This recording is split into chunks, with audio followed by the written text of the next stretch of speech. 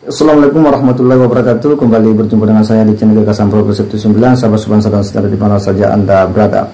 Setelah viralnya coretan terkait dengan Adili Jokowi, kemudian bermunculanlah orang-orang yang selama ini memang tidak suka dengan kepemimpinan Pak Jokowi. Mereka memberikan statement yang mengatakan bahwa ini gerakan vandalisme ini bakal merebak dan sebagainya. Salah satunya kita bisa lihat dari Prof Ikrar Nusabakti, Royo Suryo dan kelompok-kelompoknya yang memang sejak awal mereka ini adalah orang yang ada di barisan kecewa, sakit hati sama Pak Jokowi.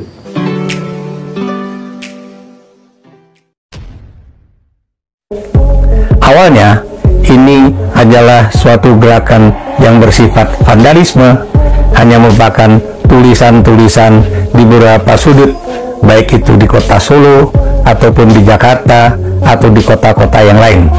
Namun dalam beberapa hari terakhir ini, gerakan-gerakan yang menyebutkan Adili Jokowi semakin hari semakin marak. Akan ada gerakan mahasiswa dan masyarakat di kota Solo yang juga topiknya adalah Adili Jokowi, itu masih terus akan terjadi. Kita pernah punya di mana yang namanya kekuatan rakyat.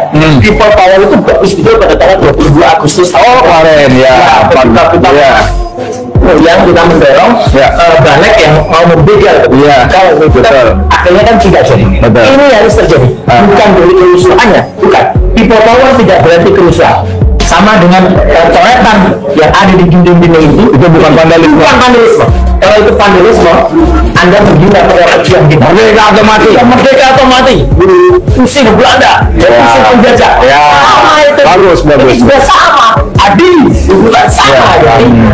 Musuh kita terbesar bukan dari luar. Bencana mengatakan musuh itu ada di luar, tidak. Musuh kita ada di dalam orang. Musuh kita ada di dalam, dan itu adalah suatu musuh kita adalah Mungkin Jokowi ini adalah mantan presiden pertama kali di Indonesia setelah tak lagi jadi presiden, terus dirongrong, terus dikritik, dan bahkan ada pihak-pihak yang kemudian meminta supaya Jokowi itu diadili. Semakin Jokowi diserang, semakin Jokowi itu dihujat, Jokowi selalu menunjukkan bagaimana kemesraan dan kedekatannya dengan rakyat.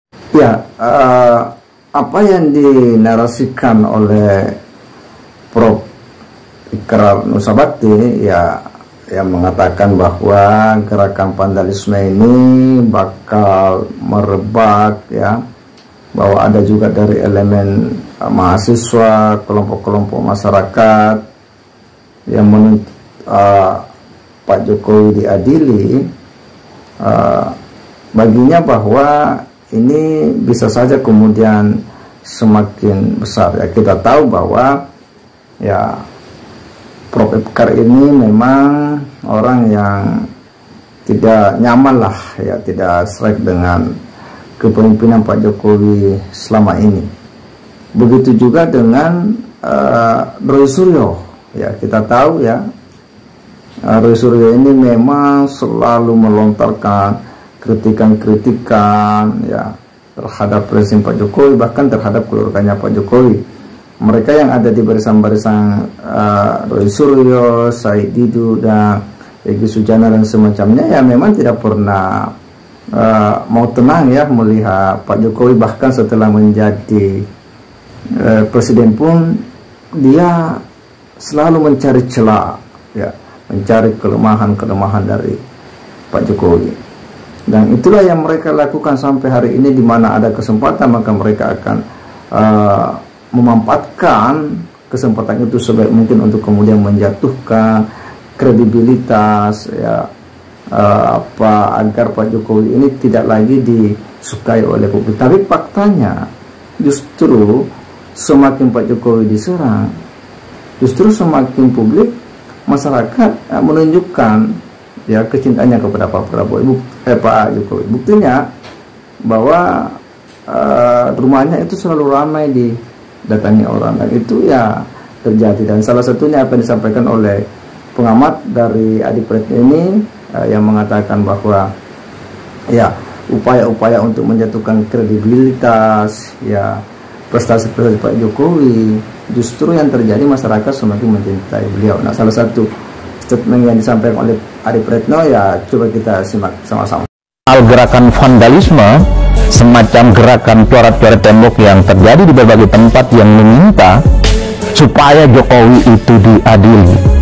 Vandalisme ini terjadi di kota-kota besar, sebut saja misalnya ada di Solo, ada juga di Jogja, ada juga di Surabaya, ada juga di Malang, ada juga di Medan, dan konon di Jakarta juga sudah mulai bermunculan vandalisme serupa supaya Jokowi diadili. Gerakan vandalisme semacam ini tidak lahir dalam ruang hampa. Sepertinya ada pihak-pihak tertentu, entah itu orang, entah itu organisasi, entah itu kelompok masyarakat yang masih sangat kecewa dengan Jokowi dari segi komunikasi politik. Ada satu istilah yang disebut dengan propaganda. Jadi propaganda itu adalah semacam pesan politik yang sengaja dihembuskan, sengaja disampaikan oleh pihak-pihak tertentu, entah individu ataupun kelompok. Tujuannya adalah untuk menyerang seseorang, tujuannya adalah untuk mendiskreditkan seseorang, tujuannya adalah untuk menjatuhkan reputasi seseorang. Biasanya sang pemberi pesan dalam gerakan propaganda semacam ini sulit untuk dideteksi, sulit untuk dilacak, gerakannya bawah tanah, tapi pesan-pesan yang disampaikan itu nyata, yaitu untuk merusak reputasi seseorang. Jadi dalam konteks ini tentu vandalisme itu adalah sebagai upaya untuk ngasih pesan. Komunikasi publiknya adalah supaya publik itu tahu, supaya publik itu merasa Jokowi itu bukan pemimpin yang baik. Tapi terlepas di antara segala-galanya, tentu saja propaganda semacam ini tujuannya satu, bahwa ingin menyerang Jokowi dan bagaimana merusak kredibilitas Jokowi sepanjang Jokowi menjadi presiden 2 periode di Republik Indonesia. Itu konteks propaganda. Makanya tidak mengherankan vandalisme ini kan sulit untuk dicek kira-kira siapa pelakunya, tapi pesannya sampai kepada publik. Ini kan menegaskan bahwa sebenarnya ada pihak dan kelompok-kelompok tertentu yang sampai hari ini itu tidak terima dengan manuver politik Jokowi, masih kecewa dan masih marah karena Jokowi itu dianggap sebagai mantan pemimpin yang merusak demokrasi. Mungkin Jokowi ini adalah mantan presiden pertama kali di Indonesia setelah tak lagi jadi presiden, terus dirongrong, terus dikritik, dan bahkan ada pihak-pihak yang kemudian meminta supaya Jokowi itu diadili. Nah, tapi yang paling menarik adalah yang ketiga, soal respon Jokowi. Seperti biasa, respon Jokowi itu kan datar-datar saja.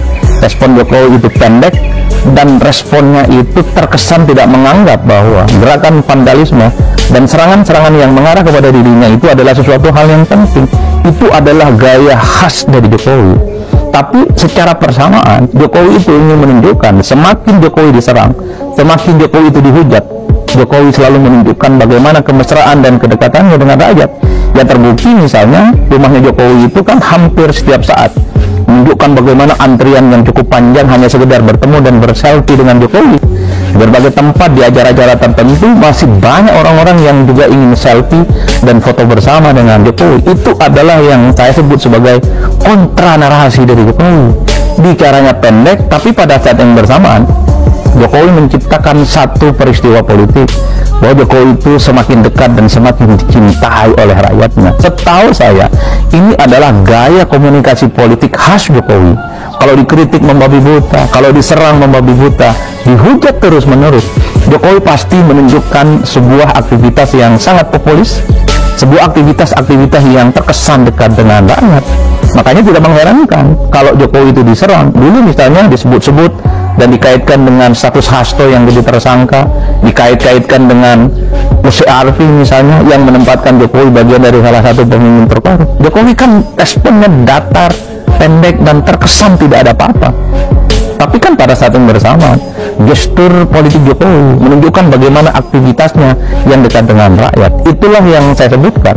Apapun yang terjadi dengan vandalisme per hari ini, jadi kalau kita mau lihat secara rata-rata, Jokowi juga mampu dan melakukan perlawanan dengan cara membangun narasi bahwa Jokowi semakin dihujat, semakin diserang, tapi Jokowi itu semakin dicintai oleh rakyat. Sudah tahu belum info tentang yang satu ini? Jadi kemarin itu marak sekali aksi vandalisme yang dilakukan oleh oknum yang sekarang masih misterius dan dicari oleh pihak berwajib. Dan yang cukup menariknya, ketika ramai tentang aksi vandalisme yang cukup misterius itu, saya melihat di media sosial sekarang marak ya, dengan tulisan seperti yang satu ini. Nih ya, kalau memang benar Anda yang melakukan aksi vandalisme itu, kan sebenarnya gampang saja. Cukup Anda datang kepada pihak berwajib terdekat, entah itu polsek, Polres, Polda, silahkan datang ke sana untuk mempertanggungjawabkan perbuatan Anda. Terus sekarang ngapain bikin tulisan kayak gitu, seolah-olah Anda yang melakukan? Kan gitu. Daripada bikin tulisan kayak gitu, mending datang kepada pihak berwajib, selesai semua permasalahan. Dan itu menunjukkan Anda mempunyai jiwa yang patriotik, berani berbuat, berani juga mempertanggungjawabkan. Gitu, gak usah ngoceh-ngoceh di sosmed. Kalau memang berani, tungguin. Ya, ini kan kemudian menjadi terang bagi kita semua bahwa apa yang dilakukan oleh kelompok-kelompok pembenci Pak Jokowi, ya, barisan yang selama ini memang selalu berseberangan dengan rezim Pak Jokowi, ya, dia tidak akan pernah tenang, tidak akan pernah bahagia, dan mungkin selamanya mereka tidak akan pernah merasakan yang namanya kebahagiaan. Kenapa? Karena selalu mereka mencari kesalahan-kesalahan, kelemahan-kelemahan dari Pak Jokowi. Siang malam dia berpikir bagaimana menjatuhkan kredibilitas daripada Pak Jokowi. Hendak mencari kesempatan dalam kesempitan, menjatuhkan, bahkan mau mengadili Pak Jokowi sebagai mantan presiden. Tetapi apa yang mereka lakukan itu tidak akan pernah berhasil. Kenapa? Karena rakyat ya sangat mencintai Pak Jokowi di balik sejumlah prestasi-prestasi yang telah dicapai selama menjadi presiden 2 periode. Dan ini yang mereka kemudian tidak sadar itu semua. Segera demikian, wassalamualaikum warahmatullahi wabarakatuh.